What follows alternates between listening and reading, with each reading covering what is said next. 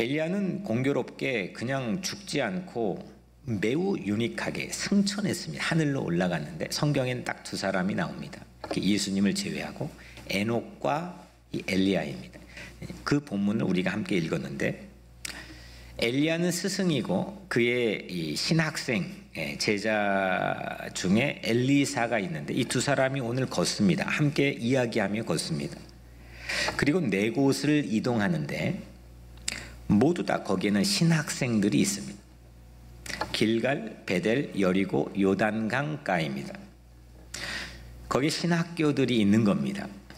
오늘 특별히 7절에 선지자의 제자 50명이 가서 멀리 서서 바라보매 그 두 사람이 요단가에 서 있더니, 그러니까 이 요단가에는 구체적인 숫자까지 제공함으로 이 사이즈가 어느 정도인지까지 가늠할 수 있도록 우리에게 단서를 제공합니다.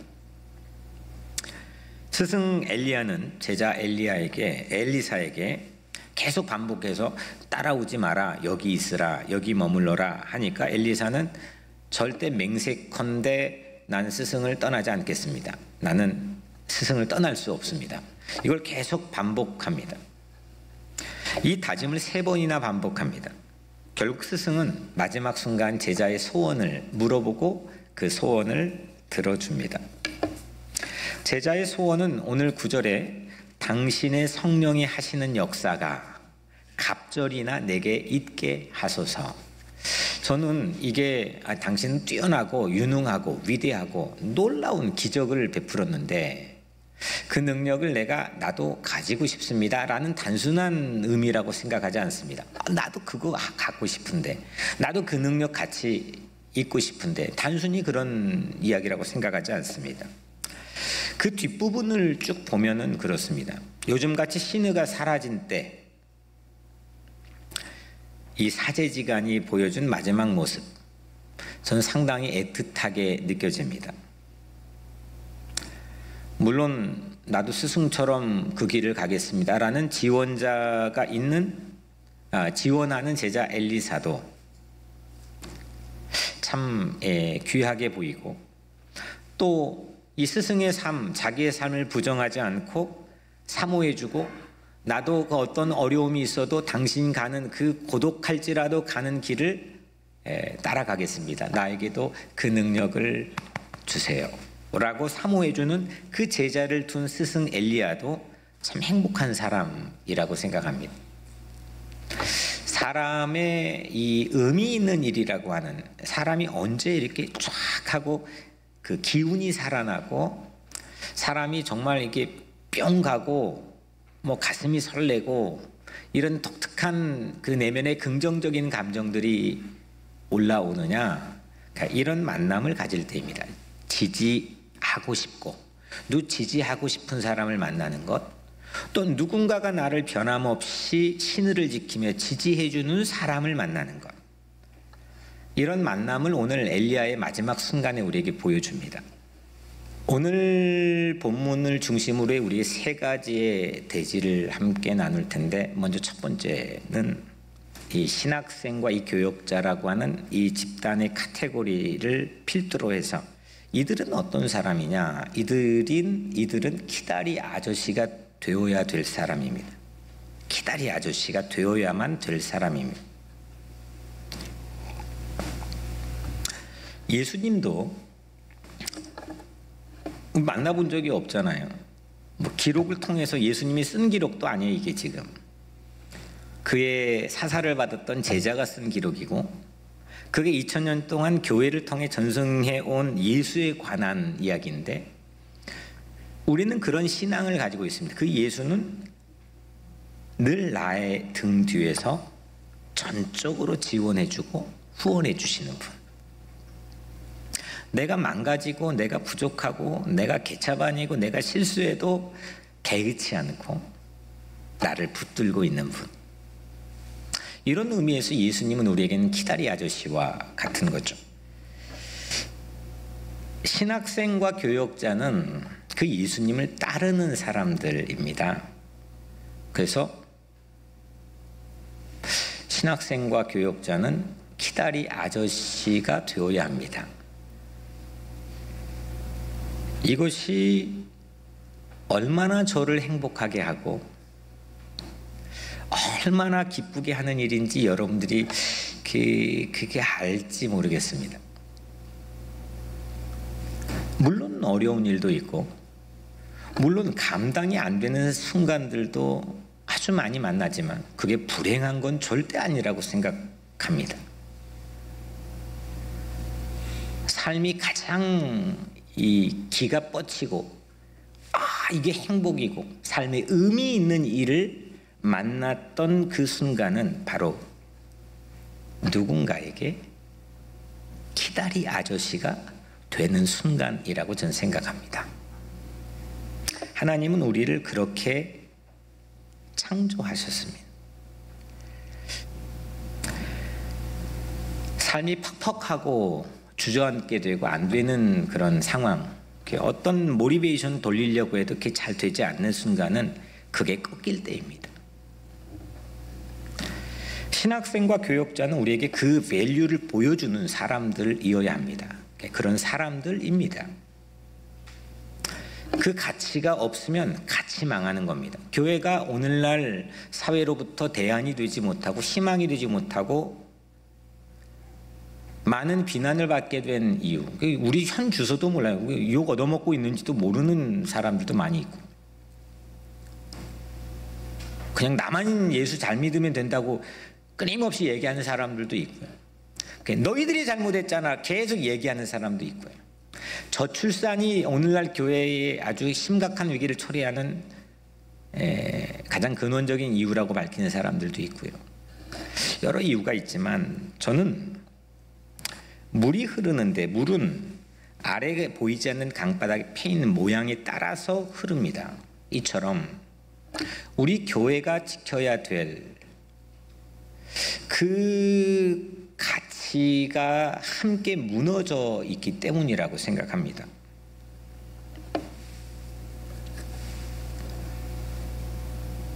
누군가에게 키다리 아저씨가 되어주는 그 예수님과 같은 삶,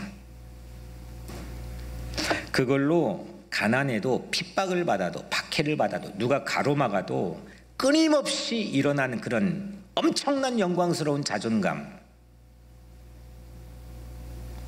내가 율법적으로 선한 일을 너보다는 한다는 것 때문에 자존감이 아니라 나는 더 죄인이고 나는 더 망가졌고 아무런 자격이 없는데 어떤 상황에서도 희망을 가지고 나갈 수 있는 교회가 가지고 있는 자존감, 이거는 누군가에게 내가 십자가에 못 박혀 죽어도 널 지킨다, 키다리 아저씨의 가치가 교회에 있었다는 겁니다. 이게 무너지면 같이 망하는 겁니다. 두 번째, 첫 번째는 신학생 교역자는 키다리 아저씨가 되어야 되는 거고요. 두 번째는 신학생 교역자는 키다리 아저씨가 필요합니다. 엘리사에게 키다리 아저씨는 엄연히 엘리야 스승입니다. 엘리야 없이 승천해서 이 땅에 존재하지 않는데 똑같이 엘리야처럼 갑절의 능력을 가지고 살았던 엘리사는 그렇게 엘리야의 지원이 만들어낸 겁니다. 오늘 이 마지막 장면이 그걸 우리에게 보여주고 있습니다. 그런 지원 없이 그냥 만들어지지 않습니다. 아무리 내가 똑똑해도 아무리 내가 경험이 많아도 혼자 만들어진 사람은 아무도 없습니다. 누군가의 끊임없는 보이지 않는 곳에서 도움과 후원과 지지와 격려와 기도가 있기 때문입니다. 목회자가 만약에 자기 실력으로 자기의 재능과 자기의 인내력과 자기의 집안의 배경으로 만약에 목회자가 되면 다 본전 생각납니다. 어쩌면 오늘날 시대에 본전 생각나는 목사들, 목회자들이 점점 더 많아지고 있는지도 모르겠습니다. 그런데 목회자는 늘 빚진 마음으로 그렇게 사역하는 목회자가 시대의 등불이 될 수가 있습니다. 다 캄캄해도 반짝반짝 빛나는 등불은 빚진 자의 마음으로, 나는 부모에게 빚을 졌지, 나는 누군가에게 빚을 졌지, 저 같은 경우는 여러분들이 밥을 안 먹여주면 못 사는 겁니다. 우리 성도들에게 빚을 졌지. 본전 생각나는 사람들의 유형은 행복하지 않습니다. 자기를 지키려고 하고 누군가 경쟁해서 가져와야 되는 거. 계산이 빠릅니다. 근데 빚진 자의 삶은 늘 그 빚에 감사하고 감격합니다. 며칠 전 7월 27일 우리 교회 7살 난 어린이와 제가 뉴욕 매츠 야구 경기장 시리필드에 갔습니다. 그 전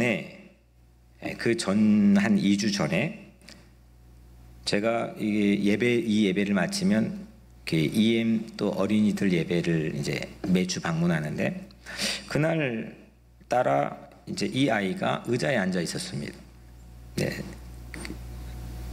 이렇게 엎어져 있었는데 등을 쳤더니 근데 상당히 눈이 슬퍼 보였습니다.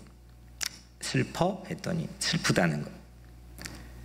근데 하나님께서 이전부터 그 아이를 제가 바라보고 축복해 주고 제 마음에 품었던 마음은 그 아이가 목회자가 되는 꿈이 제 안에 있었습니다.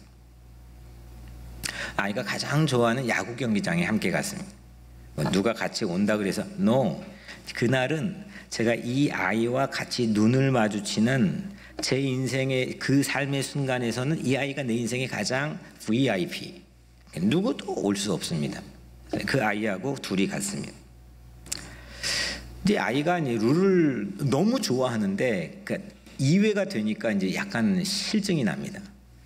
그래서 다양한 자리, 큰 스타디움의 다양한 자리를 이동하면서 빈 자리들을 이동하면서 그 아이에게 보여줬습니다. 그 이유는 세상이 보는 각도에 따라 이렇게 다양하다는 것을 아이에게 느끼게 해주고 싶었기 때문입니다. 그래서 이야기를 했습니다. 이 아이가 뭐 그걸 얼마나 이해했는지 안 했는지 그게 개의치 않고 그 필링을 갖게 해주고 싶었습니다. 그리고 아이가 나중에 이제 며칠 지난 다음에 들은 얘기인데, 그 아이가 엄마에게 뭐 묻지 않았는데 조은태 목사님처럼 되고 싶어요 이렇게 답했대요. 아니 제가 10년 동안 만약에 축자사자 목회하고 뭐 여러 가지로 뭐 섬기고 해도 한 사람 남길 수 있는 게 과연 개런티 되겠습니까? 남는 장사 아니겠습니까? 성공한 거 아니겠습니까? 제가 이렇게 리스펙트 받았으니 좋다, 찌찌하게 그런 얘기를 하자는 게 아니고, 한 사람을 살리기 위해서 누군가에게 키다리 아저씨가 되어주기 위해서, 특별히 신학생과 교역자에게 그런 키다리 아저씨가 되어주기 위해서 정말 그 라인이 다시 뚫려 있다면 대단한 거 아니겠습니까? 우리 교회 또 여기에 있지만은 한 자녀가 어릴 때 말이 없었습니다. 친구와 잘 교제를 못했습니다. 여자아이인데 아주 어릴 때부터. 지금은 그림을 그려가지고 저한테 보내주는데 뭐 거의 화가 수준입니다. 그래서 늘 아주 어릴 때부터 주차장 바깥에서 혼자 바닥에 분필로 그림을 그립니다. 제가 거의 1년 가까이를 거의 시간 재면서 20분 동안 그 아이랑 같이, 저는 그림도 못 그리는데 옆에서 앉아줬습니다. 근데 그 아이는 지금 저에게 그림을 그려줍니다.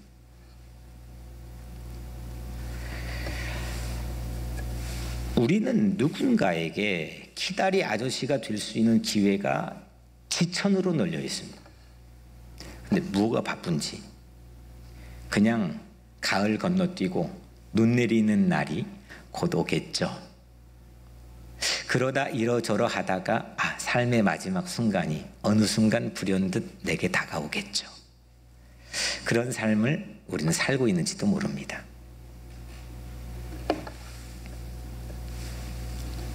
그 아이가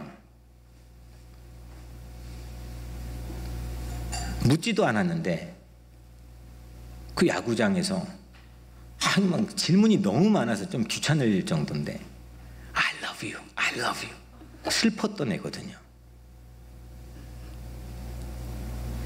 그 아이의 마음이 바뀌고, 물론 그게 전적으로 그 아이의 삶의 운명을 바꿨다고는 생각하지는 않습니다. 하지만 그 모멘텀을 장착시켜주는 거죠. 엘리야 없는 엘리사는 없습니다. 엘리사는 엘리야가 있기 때문에 있는 겁니다. 사무엘 뒤에는 한나의 기도가 있는 겁니다. 어머니의 기도가 있는 겁니다. 바알에게 무릎 꿇지 않는 7,000명, 그 강인한 하나님이 야 세상 다 무너져도 내가 바알에게 무릎 꿇지 않고 입 맞추지 않는 7,000명을 남겨주겠다 했는데 그 7,000명 뒤에는 엘리야가 있습니다. 키다리 아저씨 같은 엘리야가 있는 거죠. 이 교회 뒤에는 누가 있느냐? 목숨 걸고 전부 다 100% 순교했지만 예수의 삶을 따라보겠다고 그의 삶을 기록하고 그의 삶을 말하고 다니면서 전부 100% 죽어버렸던 12사도, 12제자가 이 교회 뒤에는 키다리 아저씨로 있습니다. 그걸 전문적 용어로 사도성이라고 합니다.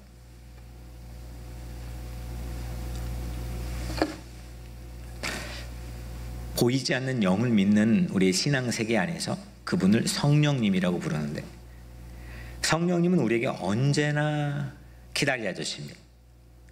그분의 닉네임을 우리는 보혜사, 헬퍼라고 부릅니다. 나를 늘 도와주시는 분. 로마서 8장 26절 성령도 우리의 연약함을 도우시나니 우리는 마땅히 기도할 바를 알지 못하나 오직 성령이 말할 수 없는 탄식으로 우리를 위하여 친히 간구하시느니라. 아멘. 성령은 나의 연약함을 돕는 줄로 믿습니다. 키다리 아저씨입니다. 뭐 이렇게 나에게 신기한 능력을 베푸는 그런 누군가의 가시적으로 보여주는 게 성령이 아니라 늘 내밀하게 내 안에 내주하면서 연약한데 실패할 수밖에 없는데 난장판인데 그거 붙잡고 나와 함께 동행해 주시고 나를 서포트하고 나를 지지하고 지탱시켜 주시고 그분이 키다리 아저씨 성령님이십니다. 신학생과 교역자를 돕는 키다리 아저씨가 되어 주십시오. 우리 교회 교역자들, 잠재적인 신학생들은 키다리 아저씨가 되겠습니다. 엘리야처럼 한 학생을 키우기 위해 여러분이 든든한 울타리가 되어 주십시오. 이것이 성령의 사역입니다.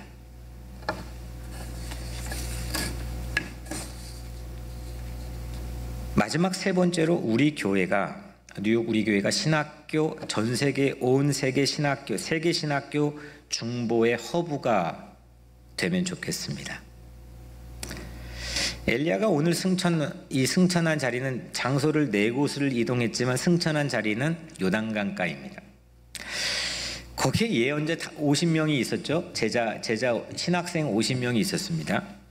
거기서 엘리야와 엘리사가 함께 걷고 이야기하며 걷고 있었습니다. 엘리야만 회오리 바람이 실려 하늘에 올라갔습니다. 그때 엘리사는 올라가는 걸 보고 자기 옷을 둘로 찢었습니다. 그리고 엘리야 몸에서 툭 하고 떨어진 엘리야의 겉옷을 주워 들었습니다. 그리고 엘리야가 했던 것처럼 그 요단 강물을 엘리야의 겉옷으로 내리쳤습니다. 14절 오늘 마지막 절 그도 물로 치매 물이 이리저리 갈라지고 엘리사가 건너니라. 엘리사는 엘리야의 겉옷으로 요단 강물을 쳤고 물이 갈라져 이 엘리사는 그 강을 걸어서 건너게 되었습니다. 저는 요단강가 그 마지막 엘리야가 승천한 자리, 승천의 진위 여부를 사람들이 관심 갖지만 그거보다 이 사건이 가지고 있는 성경이 우리에게 말해주려는 참된 의미가 뭐냐? 이 승천한 자리였던 요단강가는 엘리야에서 엘리사로 예언자들의 명맥이 끊이지 않고 있게 하는 신학교의 허브가 되었습니다. 엘리야의 겉옷으로 요단강 바닥을 탁 쳤을 때 패인 모양, 저는 그게 예언자 전통처럼 느껴집니다. 시대가 아무리 어려워도 다 안 된다 해도 전부 다 절망해도 좋은 사람이 점점 실종되어 가도 세상 기울어져 가는 것 같아도 이 예언자들은 끊임없이 사랑과 정의의 보이스를 냈습니다. 그 예언자 명맥의 가장 큰 봉우리 중에 하나가 예수님의 길을 준비했던 세례 요한이죠. 요단강가의 사막을 휘저어 다니면서 세례 사역을 바로 요단강가에서 했습니다. 그리고 그를 따라다니는 제자들이 있었습니다. 나중엔 이 제자들이 예수님의 제자로 이동하기도 했죠. 그는 이 예언자 신학교를 있게 만들어준 하나의 패인 모양입니다. 물은 그거에 따라 흐르게 되어 있습니다. 이후 예언자 명맥을 잇는 세례 요한도 요단강가의 세례 사역을 통해서 했듯이, 저는 오늘 뉴욕 우리 교회에 예수 그리스도의 패인 모양이 보이지 않는 곳에 새겨지기를 주의 이름으로 축복합니다. 그래서 거기에 있으면, 거기에 들어가면 그 인프라에 따라서 사람이 자라게 되거든요. 아니 뭐 그게 특별해 한데, 아니 간도 명동초에 있는 이 명동교회에서 이 지금까지 시대를 움직이는 영원한 신 윤동주가 자라났고, 거기에서 문익환이 자라나고, 수많은 독립운동가들이 자라나고, 북간도 명동촌의 대통령으로 여기는 김약연 목사가 거기에서 자라나고, 패인 모양이 보이지 않는 곳에 정신세계 패인 모양이 뭐냐? 그거에 따라서 물은 흐르게 됩니다. 근데 이 물이 겉으로 흐르는 것만 보면 두렵기도 하고, 때로는 수영할까? 그냥 엎치락 뒤치락 왔다 갔다 하는 세상 살고 그냥 눈 내리는 날을 맞이할 수도 있다는 거죠. 내 삶의 마지막 순간을 그러면 그냥 만날 수도 있다는 거죠. 오늘 엘리야가 떨어뜨린 겉옷을 가지고 엘리사도 팍 하고 요단강가를 쳤을 때, 거기에 예언자의 전통의 프레임을 만드는 새로운 패인 모양이 만들어졌다는 거죠. 미국에 대략 230여 개의 그 인정받는 신학교들이 있습니다. 근데 지난 10년 데이터를 보니까 점점 텅텅 비어갑니다. 재정 자립이 안 돼서 감리교회 가장 굵직한 클레어몬트도 얼마 전에 머징했습니다. 장로교회, 우리 속한 미국 장로교단 가장 많은 신학교를 갖고 있는데 10개 신학교가 점점 위태위태하고 있습니다.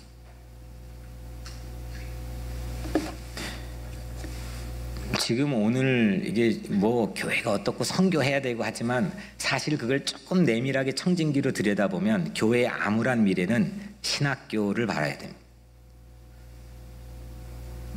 미래가 없습니다.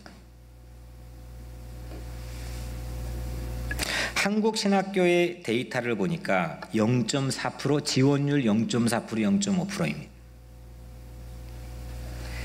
신학생이 없는 교회의 미래는 없습니다. 이건 저출산만의 문제가 아닙니다. 애를 못 낳아서가 아닙니다.